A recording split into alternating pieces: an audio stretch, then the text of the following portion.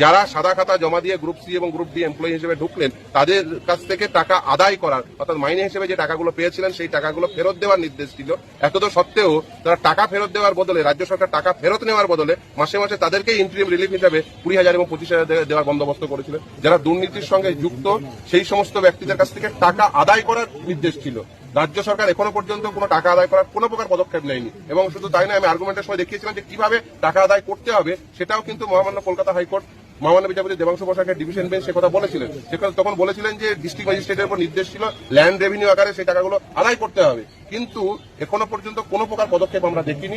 উল্টে তাদেরকেই টাকা দেওয়ার বন্দোবস্ত করা হচ্ছে, যেটা কোনোভাবেই কাঙ্ক্ষিত নয়, যেটা দেওয়া যায় না। তার কারণ এই টাকা হলো জনগণের টাকা। আসলে এটা ছিল যে ওদেরকে এই টাকা দিয়ে ওদের মুখ বন্ধ করতে চাইছেন। তার কারণ সিবিআই এর উপর একটি নির্দেশ ছিল, সিবিআই এর উপর নির্দেশ ছিল যারা এই দুর্নীতির সঙ্গে যুক্ত, বিশেষ করে এই সাদা খাতা জমা দিয়ে যারা পেয়েছেন, এক্সপায়ারি অফ দ্য প্যানেলে যারা পেয়েছেন, তাদেরকে প্রয়োজনে সিবিআই কাস্টোডিয়াল ইন্ট্রোগেশন করতে পারে।